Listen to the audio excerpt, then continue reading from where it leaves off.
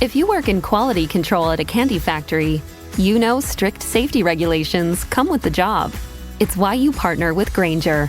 Grainger helps you find the high-quality and compliant products your business needs to inspect, detect, and help correct issues. And the sweetest part is, everyone gets a product that's as safe to eat as it is delicious. Call 1-800-GRAINGER, click Grainger.com, or just stop by. Grainger, for the ones who get it done.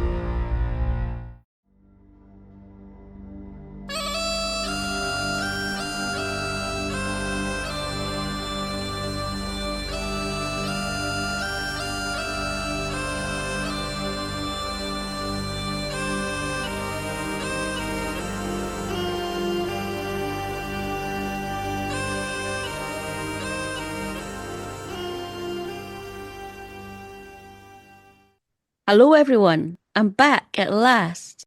I ended up taking a much longer break than I thought I would, as Peter and I started a new business last year, and we just needed to focus on that a bit more for a while. In case you don't already know and might be interested, our new business is to help anyone who wants to start a podcast get started. There's so much more to podcasting than just pressing record, which I found out myself when I began looking into starting Scottish Murders. I just wanted one person to tell me what I needed, what equipment, which hosting platform, how best to record, how to edit, and the list goes on and on. I never did find that one person to help me, and I just wanted to be that person for someone else who wanted to start a podcast, but was maybe overwhelmed by either the amount of information out there or just didn't know where to start. If anyone listening would love to start a podcast or just know more about podcasting, then I'd love to be that person for you. You can ask me anything. So that's what I've been up to and why I haven't been able to release episodes of Scottish Murders until now. Although for April, the episodes will be slightly different. For example, for this episode, I spoke to the hosts of the podcast Code 21, who call themselves Bob and Rory, and today they're going to be telling us a fictional case, the death of a Nigel Rannoch. They're going to describe the events leading up to Nigel's disappearance, the investigation after his body was found, and how a flawed investigation into Nigel's death had serious repercussions for all involved. Just to reiterate, this is a fictional story, and any similarities between this case and one I may have covered in the past is purely coincidental. The tagline former Scottish police officers Bob and Rory have on their podcast, Code 21, where you'll find lots of fictional Scottish cases covered, is, "This is the truth according to Bob and Rory, and no one's going to believe them anyway." So now I've set the scene, let's get into today's episode. So, welcome to the podcast, Bob and Rory. Hello, thank you very much. Hello. You all right, Bob? Are you there? I'm good. I'm here. We're not actually in the same room, which is a blessing. Yeah, it's nice for me too. I'm in another country. I'm in a strange foreign land. Yes, I think the three of us are Scottish, and I'm the only one that's in Scotland. Am I right? Yeah. At the moment. True, Scott. Anyway, we were saying earlier, we're in the company of greatness in terms of podcasts with Don. We are humbled. Mm-hmm. Yep, professional, I think is a word we can use, unlike us. I love your podcast. Stop putting it down. I love it. And anyway, you've kind of mentioned this. You're going to be on the TV. That's thanks to you, Don. I'm going to be on the telly, kind of. Yay. Kind of, but it's weird. Rory's face is... No, it's going to be awkward. I'm going to be on the telly, but I think they're using my real name, so... That's a night to go to the pub for everyone. Don't sit in and watch the telly that night. Don't scare your children. That's the night me and you get arrested, Bob. That's our chat with our annual chat with professional standards. That's the night. The real names come out. Well, that's not Rory McRae. That's it's good. But anyway, we're not going about that too much, right enough. But it's nice to be on a professional podcast with someone who knows what they're doing, unlike Bob. Yeah, I feel our podcast kind of works because it's two idiots rambling. Yeah. Well, at least one idiot and me. Our intent with it, Don, was always just to kind of have it like we used to be at work. You know, the two cops in a car, and give you an insight into what was going on in our heads. Not a lot, as you can imagine, and just the sort of stuff we were dealing with. And we were in a unique position, and we were never really offered. We dealt with an awful lot in the police, you know. Bob with his fatal road accidents and mountain rescues and drownings and everything else that went with it, including what we're going to talk about today. And there was never really any counselling back in the day, but what we did was talk to each other. Yeah. Normally when we're driving away or to something, and what we tried to do with our silly wee podcast was just reproduce that. Which is, and when we did it, there's an extensive amount of black humour, there's an extensive amount of swearing, for which we apologise, but that's how we were in the car, that's how we got through things. And it's all about talking. And we deliberately didn't try to do anything professional. I think we achieved that. It was, I think when we spoke earlier, it was generally just an iPhone, other phones are available, in the car, just recording us at the time. Under the Fourth Road Bridge. It makes it really authentic. Yeah, I think it helped us as much as anything else, and we continue to do it, and it's a laugh, it's just a hobby. Yeah. There's a degree, I think, of kind of self-counselling in there, because I think for both of us, back in the days when we were working, there was therapy and talking to each other in the car. Yeah. You know, we were going through some interesting times, and I'm going to throw in a thought here. I mean, we never plan our podcast, and in the finest traditions, we've not done it here really clearly. Clearly. Well, I have. Don't worry, I'll bail us out. If he starts talking about the TA again. I was going to say, I think in previous chats, both myself and Rory struggle to watch anything to do with the police on telly, because the public have a perception of the risk and danger involving the police, which actually isn't true, incidentally. The most dangerous job out there is farming. Police is statistically quite safe. But the reason I mention it is, for me, the interesting stuff that went on in the police was the banter. It was the stuff that went on in the background, the shift dynamics. Usually who was having an affair with who else. Steady. One of the things I like about what we talk about, danger, is we talk about the stuff we would have talked about in the car as cops. Well, you know, we stopped in a lay-by and we're eating jelly babies. And I think part of the fun of that is, it just is different from the normal take on the police. So, yeah, and I enjoy it. It's quite therapeutic. It is good, and we get away with it. But how much longer are we going to get away with it? Who knows? All right, then. Okay, so we know a little bit about you now in the podcast and what it's all about. But can you tell us a little bit about what this episode is about? What we're going to try and talk about in this episode? Can I just start by saying it's fiction? It's absolutely 100% fiction. It's the truth according to Bob and Rory, and no one believes us anyway, in the words of Jimmy Harris. What this is about, everything we talk about is based loosely, in inverted commas, on our experiences within the police.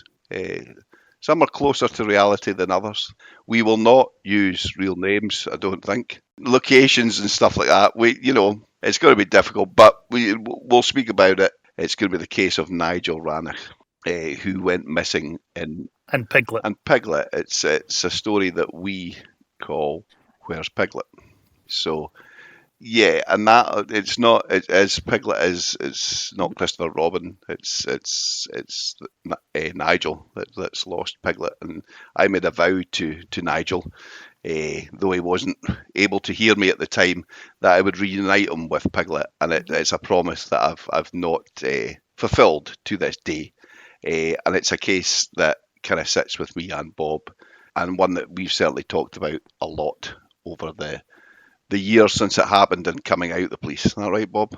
Yeah, it's one we ponder and I guess kind of worry about. And there's not many of those. Most of what we talk about is quite light-hearted. We never took anything that seriously, which I'm not going to try and butter him up a bit here, but it's one of the pleasures of working with Rory, and God knows there's few enough of them. Zero pleasure working with you. One of the... Yeah, on you go.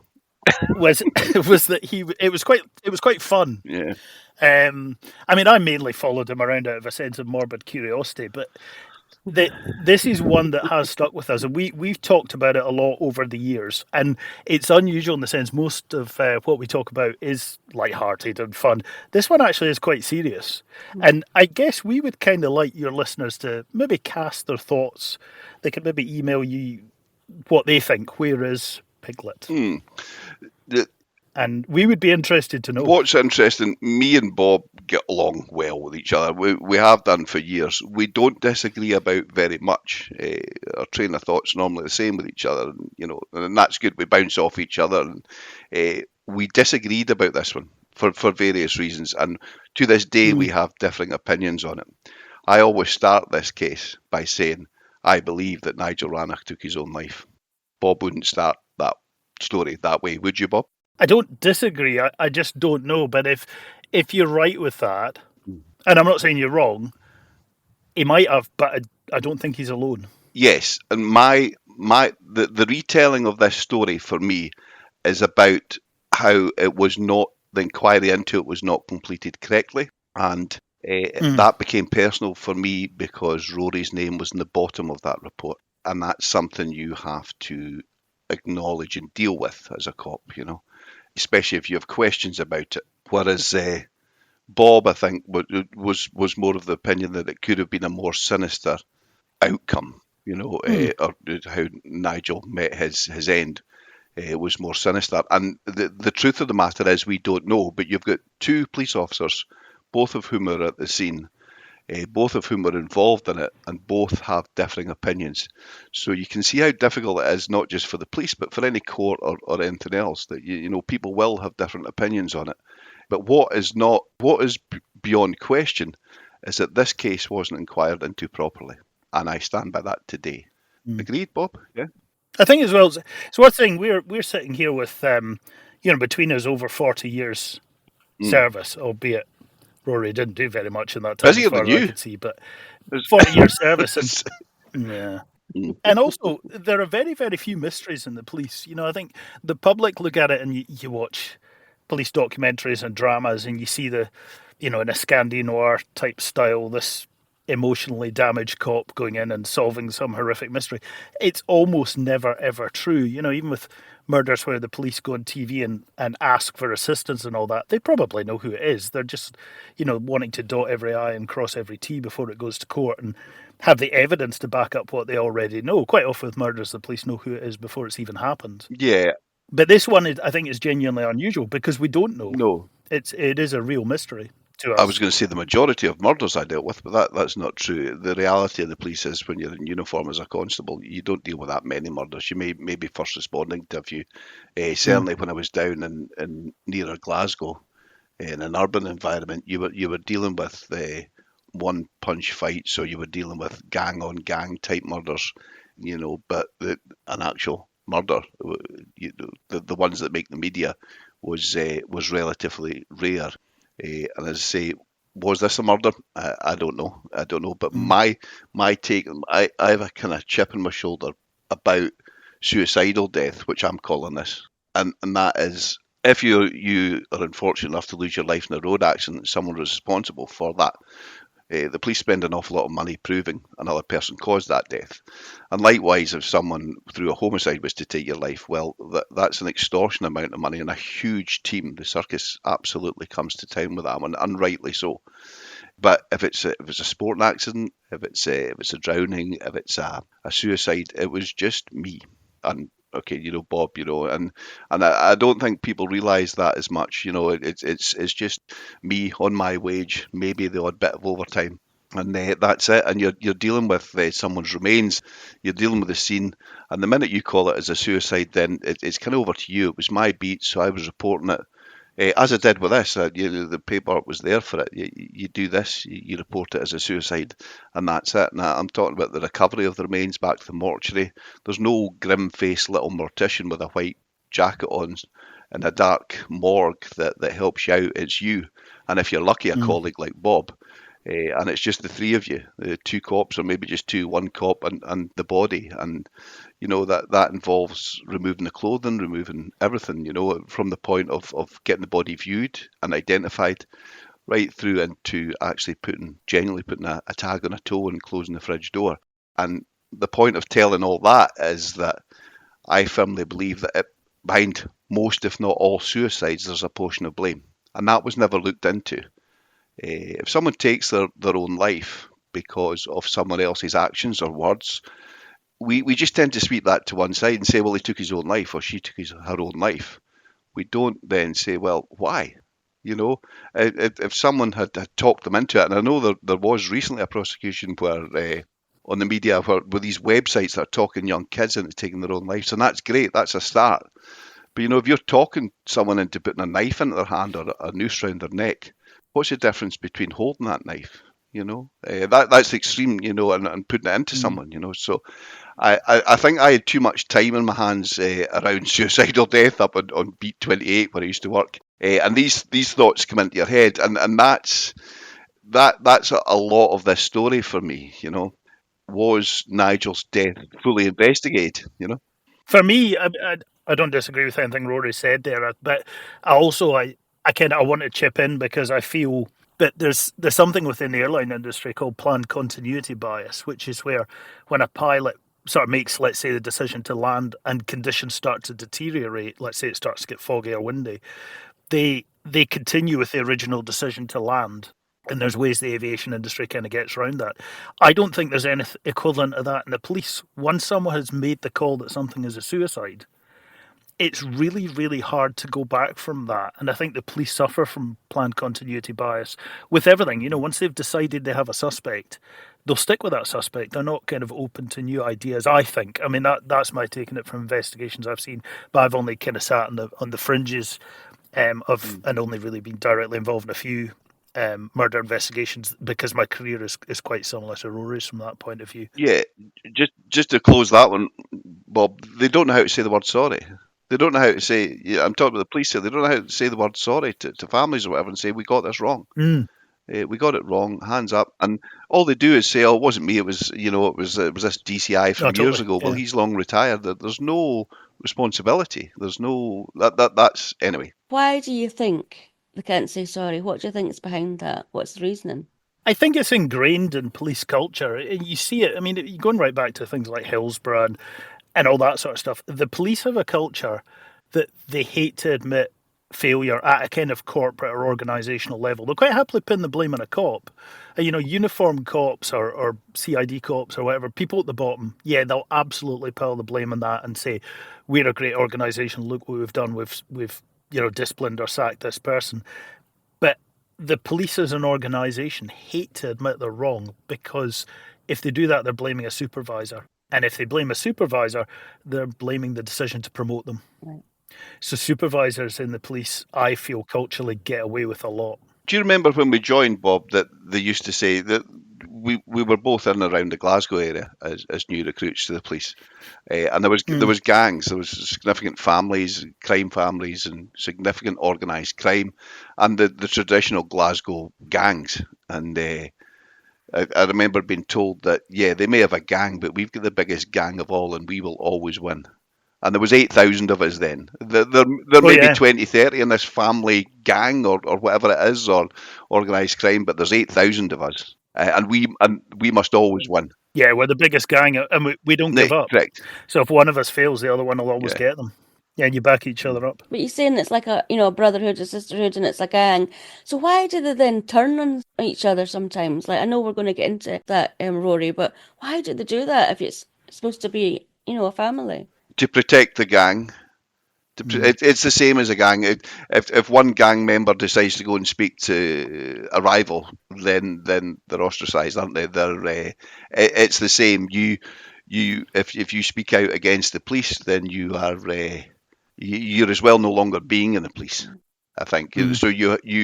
Which I know this sounds way off topic, but it's not, and it maybe will explain some of the decision making that I took towards the end of this particular case and sat with it took me 3 or 4 years to realise that no, this is not actually something that is okay. And it's okay if you're dealing with the lower end of crime or whatever, but this was someone's life. And to be frank, I had done more investigation into the theft of a lawnmower out of a shed. But it seemed to me, on reflection, than why this man had been laid alone for 3 years in the woods. Mm-hmm. Do you think that there wasn't a thorough investigation in this case, which we're going to talk about in a minute, was because, like you, it was thought it was a suicide and they didn't want to expend all the money on it for an investigation? That would be an opinion that I hold alone. It's my opinion. Okay. Now, the question you're asking me is, and I kind of already alluded to it with the expense of a murder and a fatal road accident, is it cheaper to call it a suicide? The answer to that is yes, that's a fact. Is it cheaper? Yes, it is. It's a lot cheaper, and it's a final answer. Okay. Was the decision on this one, was it a suicide? Was that deemed early on? Yes. Was it deemed before a post-mortem? Yes. Okay. So that might answer your question. It does. All right then. So we've gone quite far. So let's go back a little bit. Tell us about the background.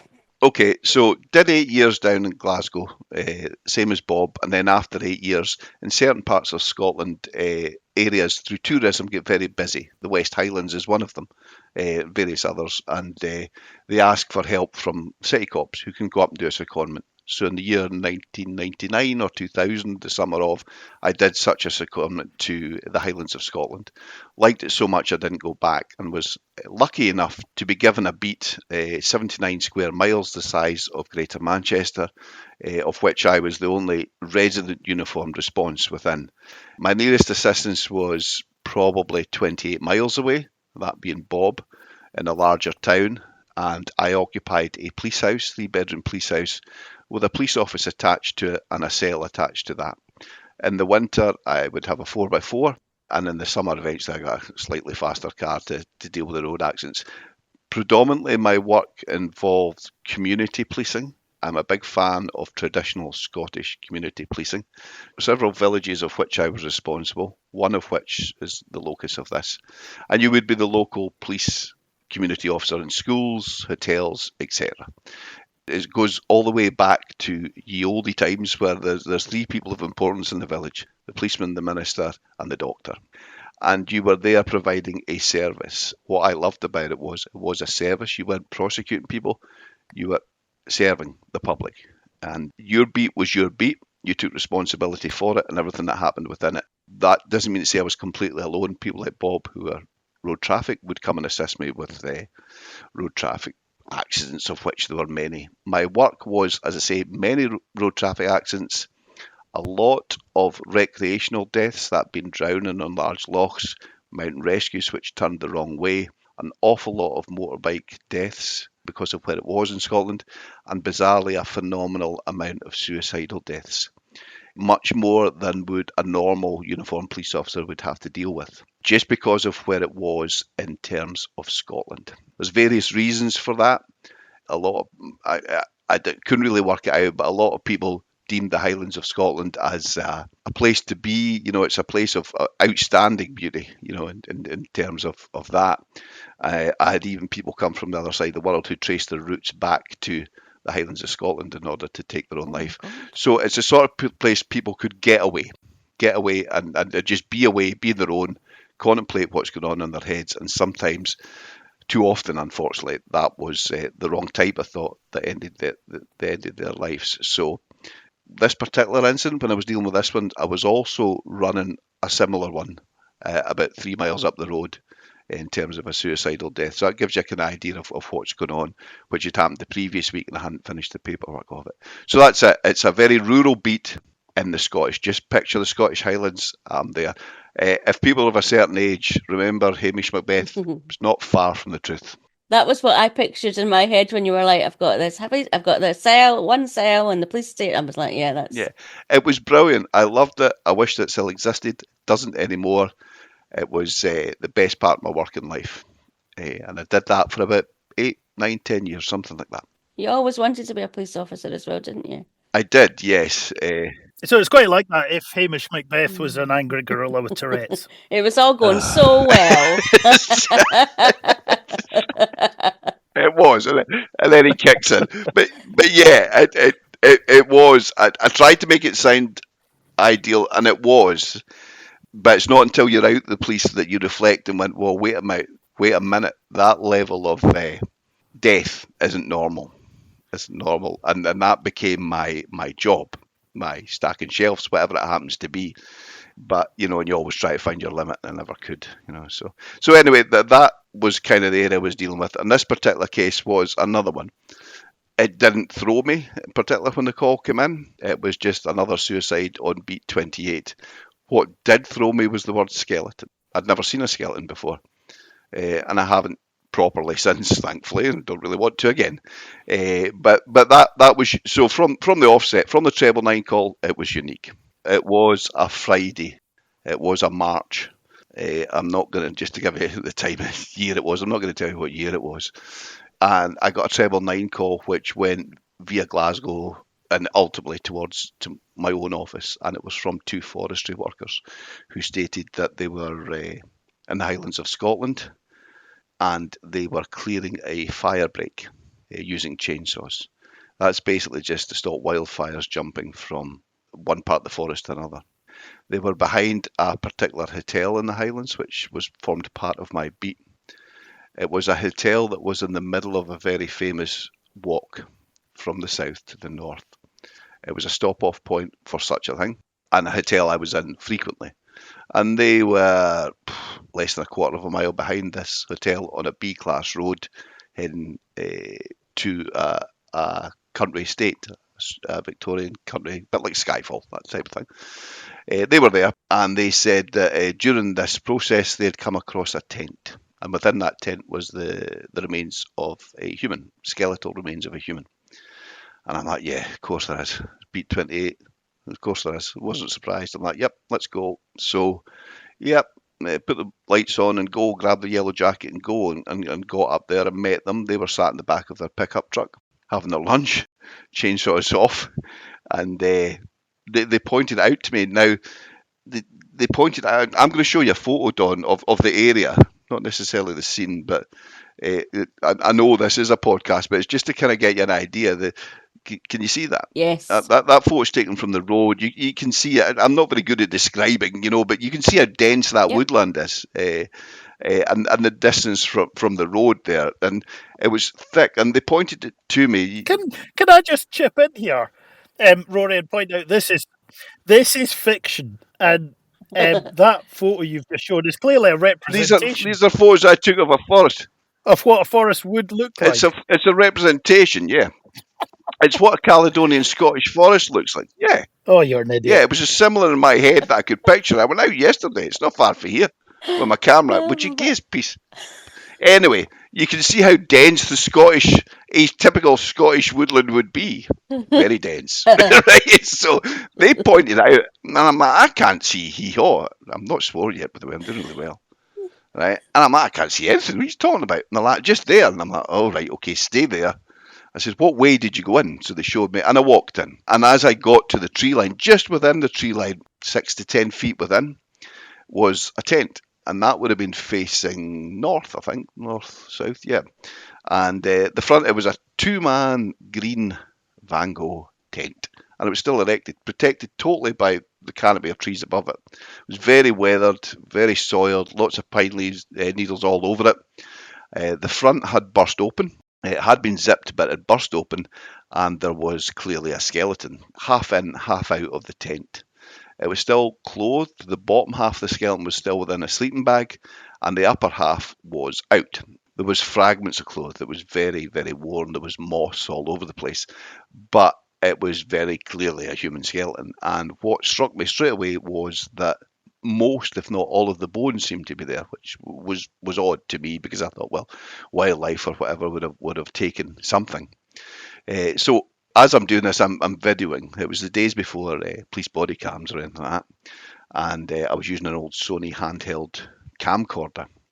And I was speaking, I'd made my radio go live. It was old airwave radios, and I'd made it go live. I was just giving a kind of running commentary as to what I was seeing. And what I was seeing was the tent and a lot of kit. I think my actual words on that, as I say it was a 2-person tent, one skeleton within, too much kit, something like that. There was a kind of vague words of what I was saying. Came out quite satisfied that it was a human, and that human shouldn't have been there, and came back to the roadside and called in my supervisors and scenes of crime. And the scenes of crime officer came up from, they were probably 30 to 40 minutes away, if not an hour. So I used that time to take a couple of statements off the forestry workers, and I was joined by my supervisor and by the scenes of crime guy, who I'm not going to name. And then we made the decision to return to the tent. Obviously, my supervisors wouldn't. There was 2 supervisors there, an inspector and a sergeant, showed them the video. And the decision was to put the scenes of crime guy in with myself. Now, we used tread plates as we walked towards the scene. So we basically put plates down over the footprints we've already created. And that's a way in and a way out, and the only designated way in and out of what potentially would be a crime scene, just in case. And we walked in. Now, I was videoing, and the scenes of crime guy was whirling away with his fancy Canon camera, taking lots of photographs. And we walked up to it, and he was taking photographs. And he said to me, "Rory, have you been round the back yet?" Meaning the back of the tent. And I said, "No." And he said, "Okay, let's go round." And we went round. And the back of the tent was still standing just. It was still zipped up just. And after a bit of a struggle, we managed to unzip it and look in. We were then, both of us, looking down through the tent towards the head of the skeleton. And at that point, realised there's a lot of stuff. There's a set of boots, walking boots, leather, good quality boots. There's bags, there's holdalls, there's rucksacks. But more importantly, there's 2 sleeping bags, but very clearly only 1 skeleton.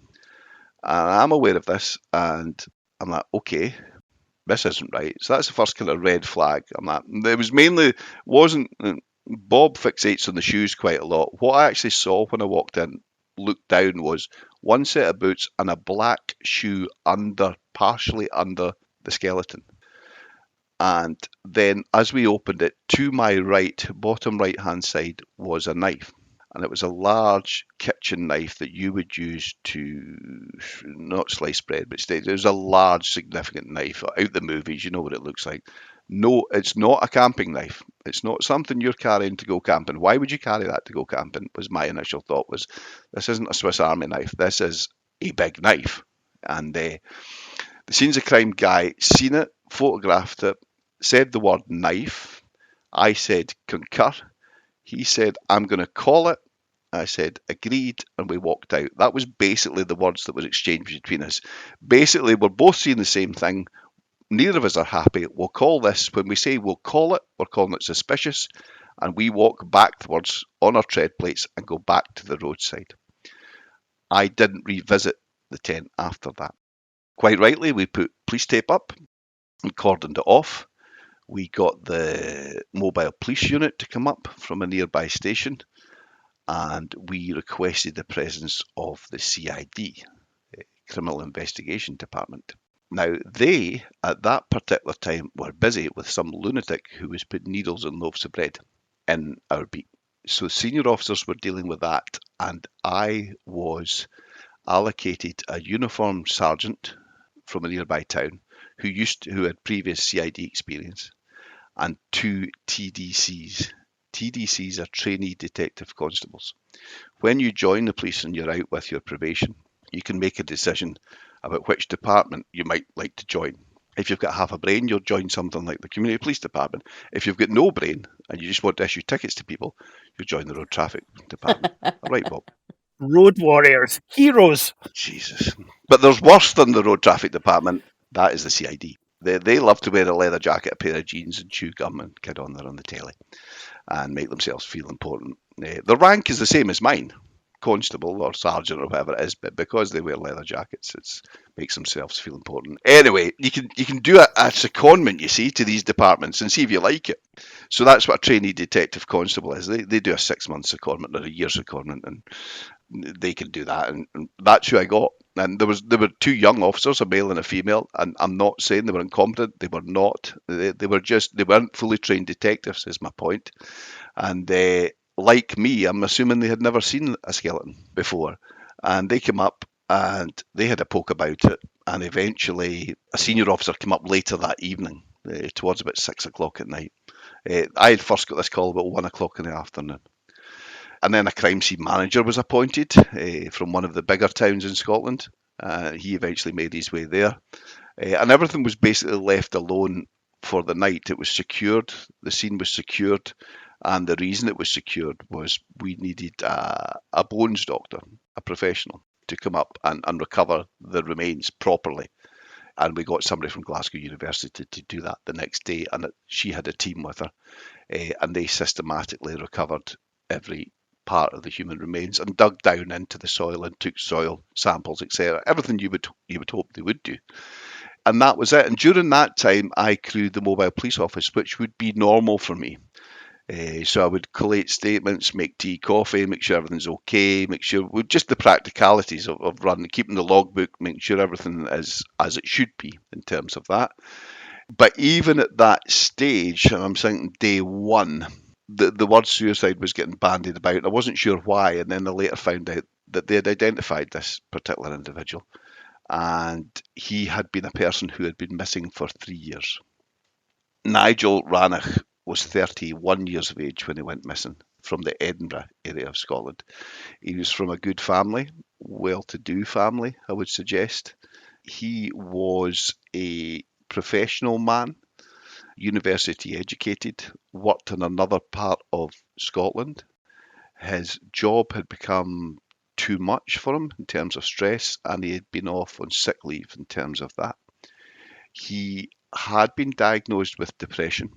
He was described as sociable, very sociable. He was the founder member of a Ceilidh band and played the flute. Ceilidh band, for non-Scottish people, is a Scottish dance band. So he was part of that. He was a very keen hill walker and would frequently take himself off into the hills and go walking. When he did so, he used to do it with a childhood friend. Frequently did it with a childhood friend. And both of them, it would be their passion to go into the Scottish Highlands and climb Scottish Munros. Bob, what's a Scottish Munro? So a Scottish Munro is basically a mountain over 3,000 feet. And there's a list of them and a book written by Mr. Munro, which is why they're called Munros. And it's a big thing amongst hill walking lunatics like myself. Although I'm not a Munro bagger, but basically Munro bagging is trying to get all of them. How many is there? There's 284. What? 284. There we go. And historically, I think there were a couple appeared and disappeared as land surveying became more accurate, and sort of debates over whether or not something qualified as a mountain. But yeah, there we go. So there's lots, and yeah, there's records for how fast they can be done and all that sort of stuff. And lunatics go and try and scurry up and down them. Have you done any, Bob? I've not kept track, but I've probably done about 30 or 40. So I'm not a Munro bagger, but I like just going out walking in the mountains myself. So I've been up a fair number of them. Yeah, Rory's looked at one out of a police car, I think, once while he was having an ice cream. I've rescued about 30 or 40 of them off of bloody Munros. It drives me nuts. Anyway, there's 284 of these things. Our friend Nigel had done half of them. Wow. And it was his life ambition to do all of them. So he was a serious hill walker. It was his thing. And as I said, he normally did it with a childhood friend and took himself away. It would help with his depression, I believe, that it would take him away and he could gather his thoughts and just disappear. But he wouldn't. He would tell his family when he was leaving, and you know he would reappear again. On this occasion, he left the family home. He had left his workplace in another part of Scotland, come home. He'd been to a wedding the weekend before, was described as very sociable and great form. Everybody loved him. Everything was going well, seemed to, outwardly. And then I think that, let's call it the next weekend, he decided to disappear, to go for a walk. On that occasion, he left his passport and his mobile phone at home. He went into his vehicle and he drove to the centre of Edinburgh to a camping outlet shop. And he withdrew £500 from an ATM and he purchased a sleeping bag, a new sleeping bag. So just the one. I was going to ask that. I always wanted to know what he'd actually bought. So that's all he bought, was a sleeping bag. That's all he bought. Okay. Yeah, that's all he bought. All that I know of, anyway. He bought with the £500. There was change from that, of which we recovered, I believe. And he bought a new sleeping bag, and he disappeared towards the Scottish Highlands, as far as we know, and was never seen again for 3 years. There was a campaign by his family to find him, naturally. That was led by the then Lothian and Borders Police in Edinburgh, as you would expect. The family, the police, whoever, somebody must have had some sort of influence because his case was highlighted in a programme, the BBC documentary called Missing, chaired by Sally Magnuson, probably about a year, 6 months to a year after him going missing. And that was put out on national TV. And he was wearing a very distinctive jumper, a hand-knitted woolen jumper. You couldn't miss it if you'd seen it, really. So it was thought that that was a good picture for the flyer, and the flyers went out. And as a result of the flyers and the television programme, there was a lead, if you like, for want of a better phrase, came in from the east coast of Scotland, from somebody in a campsite who said they may have seen him. So for a short period of time, that was very focused in that area of Scotland looking for him, which is miles and miles away from my beat. I was certainly not made aware of this missing person. I wasn't given any task over that 3-year period to go out and look for him. There was no indication that he may be here. The next clue as to where he might be was that his vehicle was recovered in a town at the end of this walk. So it starts in Glasgow and it ends in a town in the west coast of Scotland. It's about, Bob, help me out, how long is that walk? 74 miles? No, it's 96.1 miles from where it is in the south all the way up to the top, and at this point you're probably about 45 miles from the top, so you're close to its midpoint. Okay, I'm not going to talk about it too much because I know Bob is in that particular walk. So yeah, his car was found at the top of that walk, so 96 miles away from the central belt. That again was out with my beat area and force area. That then was Northern Constabulary's area. So they then led the search in terms of mountain rescue and doing a physical search outwards from the car. If you find a car in that town, he could be in any one of any hills or any part of that town. It attracts people to that area for that very reason, recreation and walking. So needle in the haystack, really, to be honest. If he'd not been found in 3 years, he's not obviously going to be found. So that was probably year one. The car was eventually recovered. I believe it was eventually sold at auction, given to the family and sold on at auction. And 3 years passed until I got a 999 call one March. And I've already told you what happened there. So that's basically him. Now, that's about all I knew. He had been a bit depressed in the past. I subsequently found out they had actually threatened to take his own life in the past to his family. Right. He was, I'll reiterate, he was a sociable man, and he's described as being afraid of being alone. So these things are pertinent.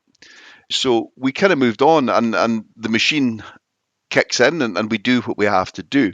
Now, once the bones doctor, so we'll take you back to the scene now. So once the bones doctor's finished her gruesome work and recovered poor Nigel, and his remains were taken to the nearest town's mortuary, it was then over to the CID to complete the investigation. So was that you out of it at this time then?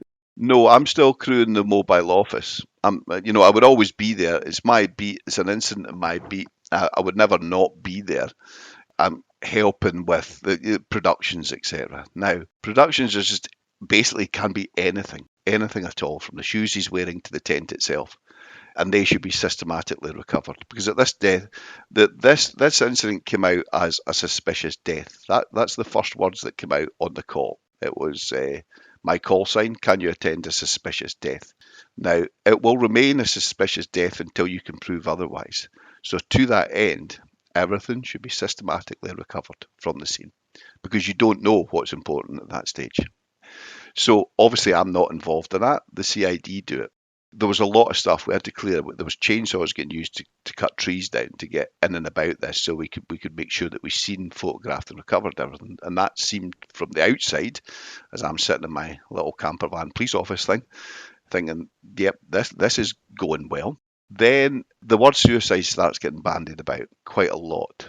And I'm like, okay. And it was said to me, and that if I'm asked who said it or when it was, I remember it being said to me that it was suicide. I remember asking the question, why? And they're like, overdose. And I was like, okay. And they kind of wrapped things up. They recovered everything. I'm going to talk about the recovery in a minute. They recovered everything, cleared the scene, took the tape down, and off we went.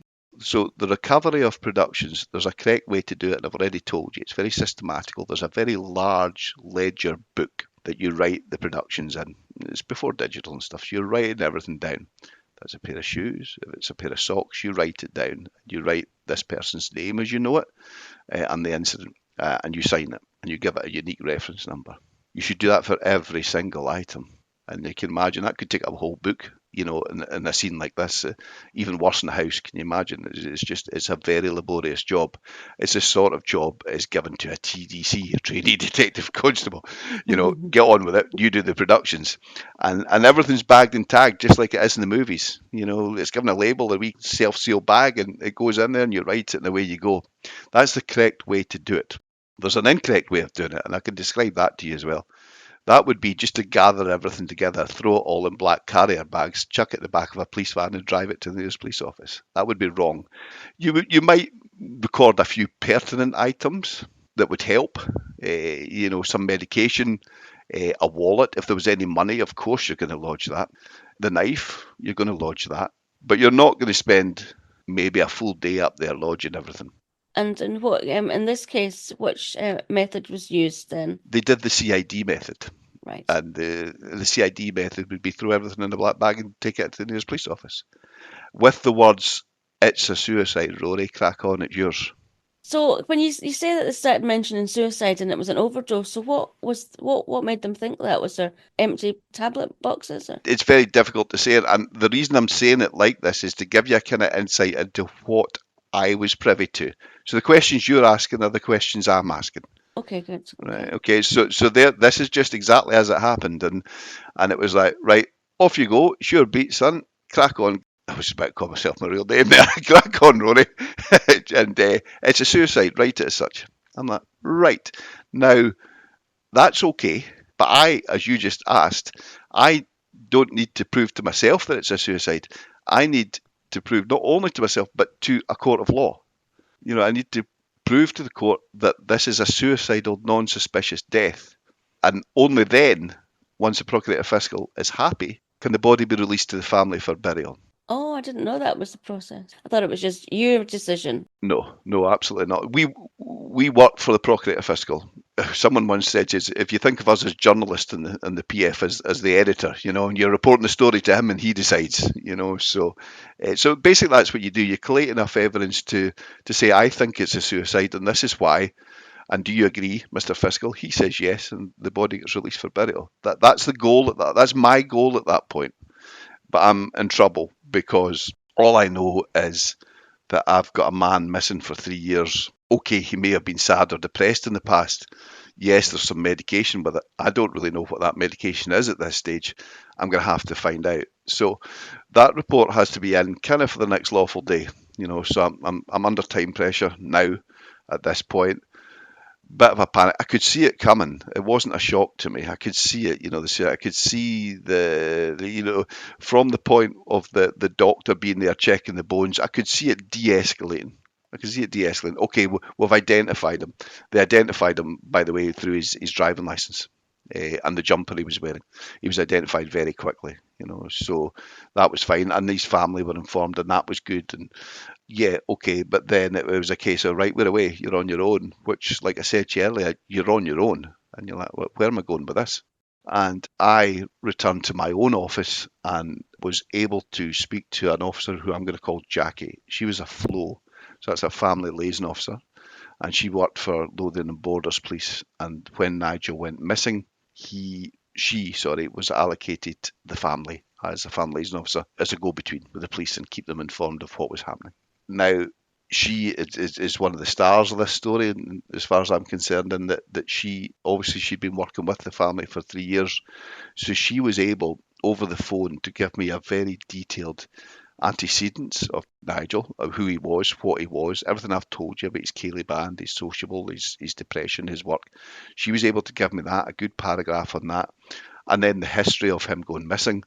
And between us, we sat and we wrote a report that certainly indicated that this was a man who had suicidal thoughts, who had in the past taken himself away to be alone and contemplate life, and it had clearly become too much for him. And we had some medication. I was shown it. I can't remember it off the top of my head, but did the old Google thing and said, yeah, you take enough of that, that's going to kill you. So job done.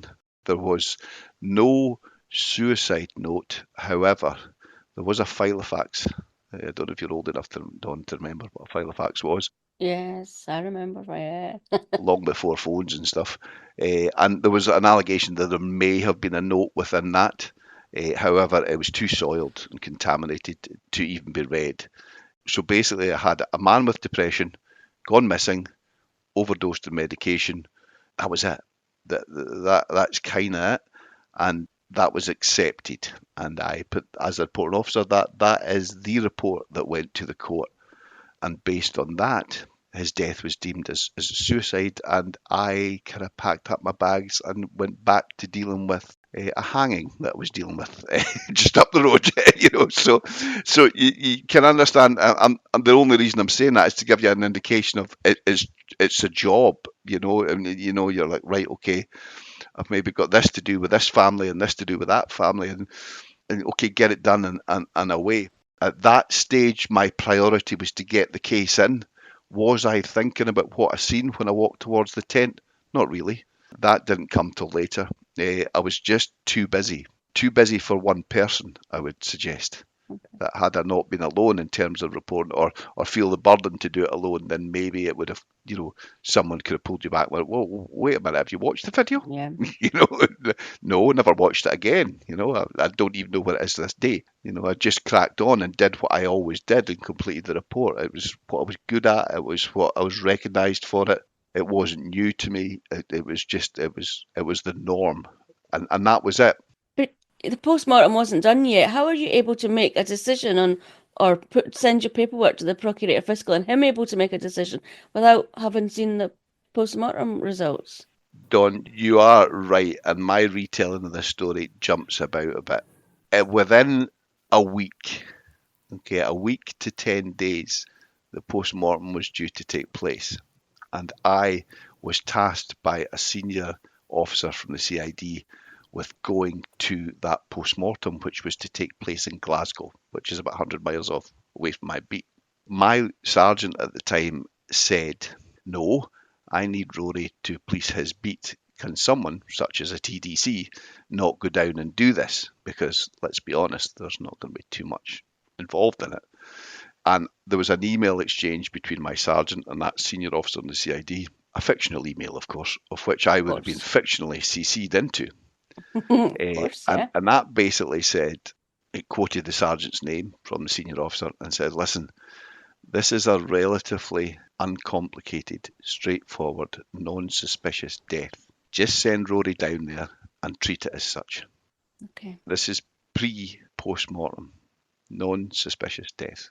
So Rory jumps in his car and goes to Glasgow. His sergeant's fuming because his beat is now having to be covered by Bob, who's frankly competent.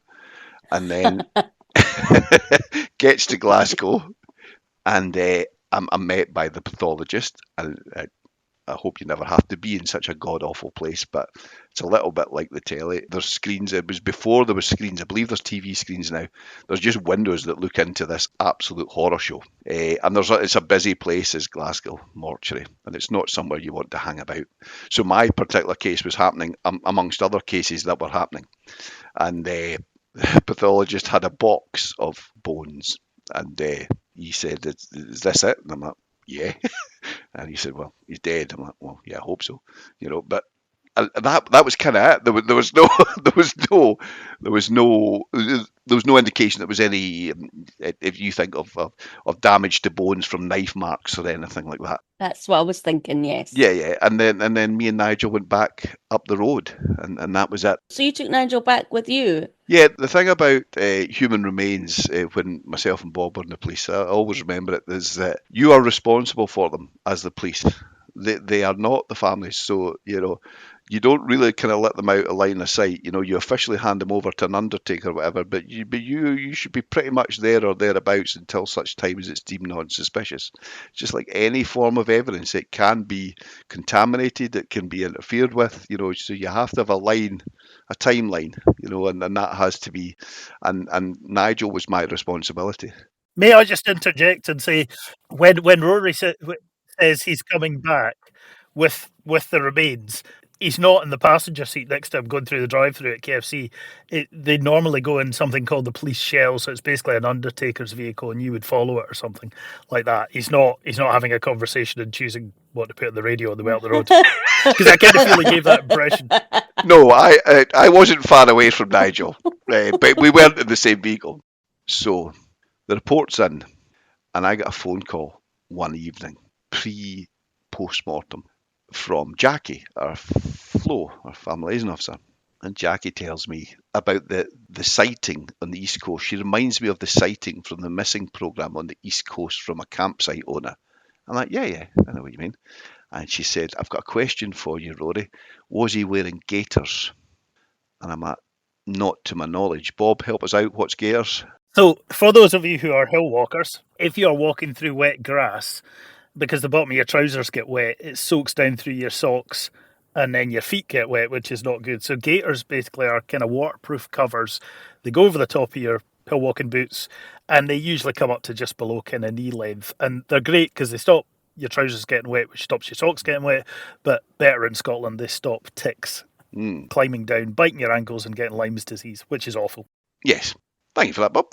So, was he wearing said leg warmers? No. It was my initial thought, no. But I tell you what I'll do, Jackie. I'll go out and check the production book. So the quick scan of the production book, and I suppose at that point I'm looking at the production book thinking, right, well, there's no gaiters. There's not a lot in the production book. It's only one page. And I'm like, oh, okay. Let's just ignore that, shall we? And just, it doesn't matter about that. So yeah, that was the first, and I'm like, right, okay. Did I physically go and check for the gaiters? No, I didn't, because I'm like, was he wearing them or not? What's the relevance? No. I should have, because if he was wearing them, he could have been in the East Coast. But anyway, I didn't. That was fine. And then I'm going to say the same night. I might be wrong, but this is fiction, so it doesn't matter about the timings. So I get another call from her, and we're discussing funeral arrangements after the PM and once the body's going to be released, and whether or not I was going to go and I was welcome to go and etc. And she was telling me that she'd spoken to the family and not to contact them. They just want to be left alone to deal with this. And I said, absolutely, she would be the point of contact. Totally agree, not a problem. And then we come into the title of this story, Where's Piglet? She said to me, Rory, did he have a piglet with him? Now that threw me a wee bit, and I may have sworn. And I'm like, no, I don't think he did. What on earth are you talking about, Jackie?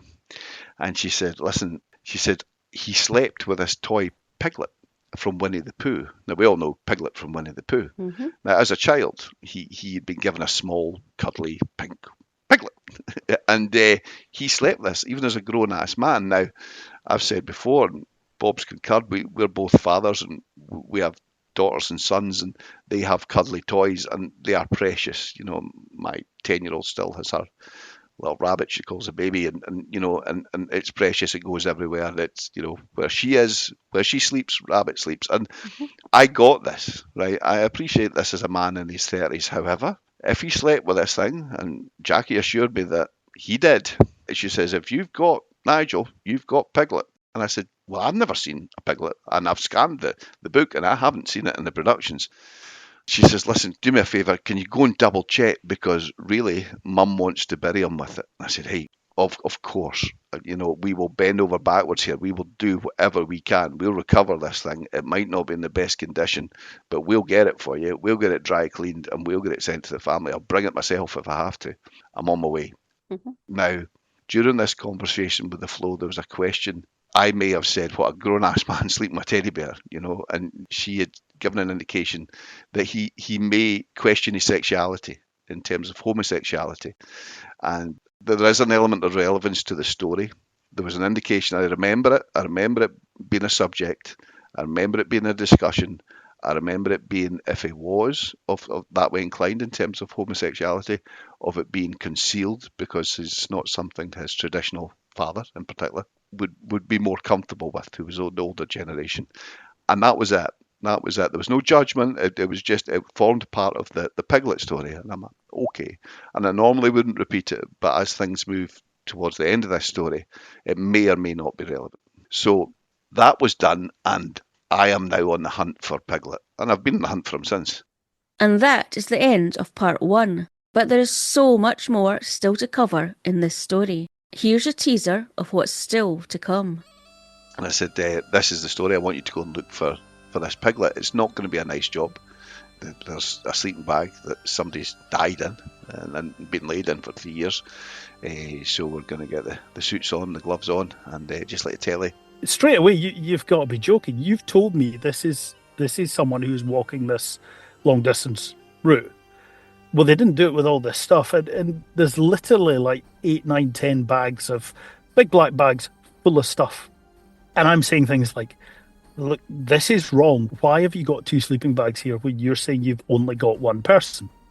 I was getting progressively angrier that the CID had done this. They've just cut corners with this. I know this is me trying to justify my own actions, but at this stage, I wasn't looking out for a mystery here. I was just helping find Piglet. But I did kind of look at them and think, well, that's okay. It's 2 sleeping bags. That's 2 people's boots. You know, why have 2 pairs of boots? Things become apparent to me. I find a toilet bag with a load of medication on it, and at that point, my anger's probably up now and on a level with Bob's. Because if you're telling me that this is a suicidal death and these are the 2 bits of medicine that you've given me to prove this suicidal death, and I open a black bag and there's a toilet bag with a, excuse my French, a shit ton of medication in it that's not been listed, I'm like, what the hell is this? We were just like, where's the knife? They've listed a knife, but there's no knife. What have they done with it? I believe Bob then finds a noose. It's not in the production book. The noose is one thing, but the fact that it's not lodged and the medication is making me angry. And I am convinced, I would blame money on the fact that this curly toy is going to be in here, because if Nigel slept with him, where was he sleeping? In the bag. Clues in the name, it's a bag, it's going to be in it. Turns it out, and there's no Piglet. But what did fall out was a condom. It was used, there was still semen within it, and it was still liquid. This was an oh fuck moment.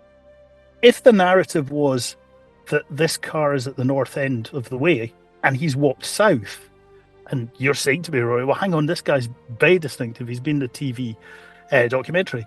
How's he not been seen? Join us next week for part 2.